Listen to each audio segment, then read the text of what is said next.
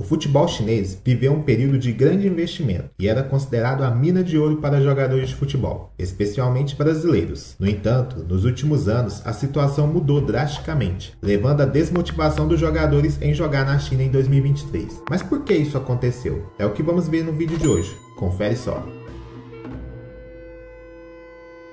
Em meados de 2016 e 2017, os clubes chineses receberam apoio do governo para realizar grandes contratações de jogadores estrangeiros, com o objetivo de desenvolver o futebol no país e expandir a marca dos clubes. A chegada de nomes badalados como Jackson Martinez, Carlitos Tevez, Alex Teixeira e até mesmo o renomado treinador Fábio Capello causou grande empolgação no futebol chinês. O entusiasmo era tanto que especulações surgiram sobre a possibilidade de Lionel Messi e Cristiano Ronaldo também se juntarem às equipes chinesas. A estratégia era atrair jogadores estrangeiros, incluindo brasileiros, para impulsionar o desempenho dos jogadores locais.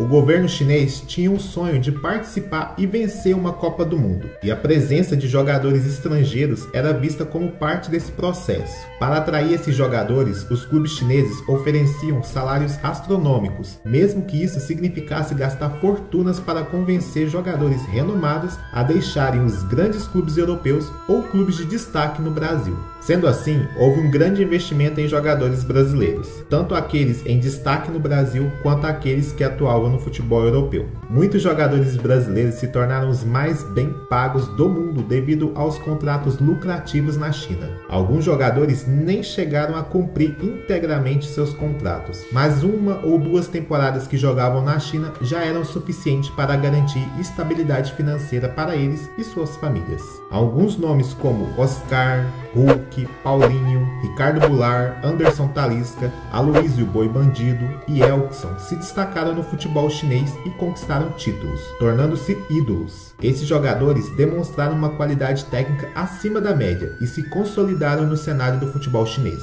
O futebol chinês também teve sucesso em competições asiáticas, como a Liga dos Campeões da Ásia, e chegou a disputar o Mundial de Clubes contra equipes europeias. A prosperidade dos clubes chineses era impulsionada pelo apoio financeiro de grandes empresas, como construtoras e proprietárias de shoppings. No entanto, a pandemia de Covid-19 impactou fortemente o futebol chinês. O país foi um dos primeiros a enfrentar a crise, e as restrições impostas afetaram os jogadores, que ficaram sem saber como seria o calendário e enfrentaram dificuldades para retornar aos jogos. Além disso, a desvalorização da moeda chinesa em relação ao dólar e as falências de empresas que financiavam os clubes causaram uma crise financeira nos times. Os clubes chineses não conseguiam mais sustentar os altos salários dos jogadores estrangeiros.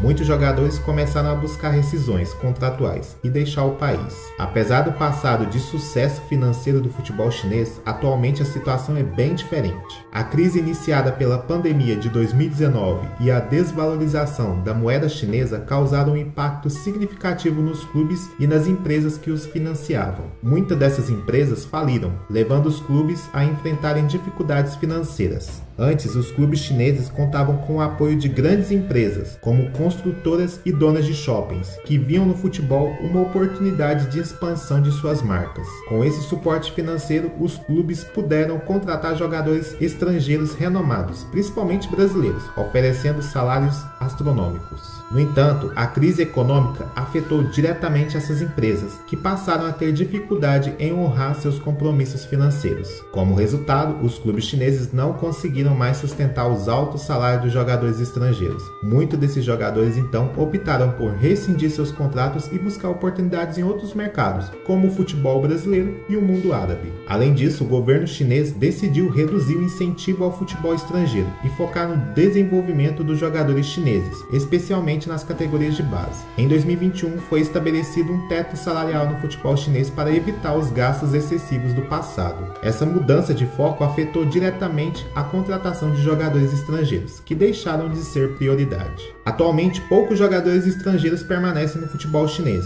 Um exemplo notável é o brasileiro Oscar, que ainda joga pelo Shanghai Import e está entre os jogadores mais bem pagos do mundo. No entanto, ele é uma exceção nesse cenário. Agora vamos ver o caso aqui do Jiangsu Suning. Fundado em 1994, o Jiangsu Suning foi um dos pioneiros do futebol chinês a ganhar destaque mundial por suas contratações. Em 2016, o clube chamou a atenção ao contratar dois brasileiros, Alex Teixeira por 50 milhões de euros, cerca de 340 milhões, e Ramírez por 28 milhões de euros, aproximadamente 190 milhões. Além disso, o time tinha interesse em outros grandes nomes do esporte, como o galês Gareth Bale, que infelizmente não concretizou a transferência. A crise econômica enfrentada pelo clube tornou-se evidente no último treino, quando até mesmo os equipamentos básicos não estavam disponíveis. Além disso, os jogadores ainda aguardaram o pagamento de parte de seus salários e gratificações pelos títulos conquistados. Porém, a empresa anunciou a venda de 23% de suas ações para investidores estatais. Agora, a grande questão é se a China conseguirá realmente desenvolver seu futebol nacional a ponto de formar uma seleção competitiva e disputar a Copa do Mundo. Comente sua opinião abaixo, pois gostaria de saber o que você pensa sobre o assunto. Eu fico por aqui e até o próximo vídeo.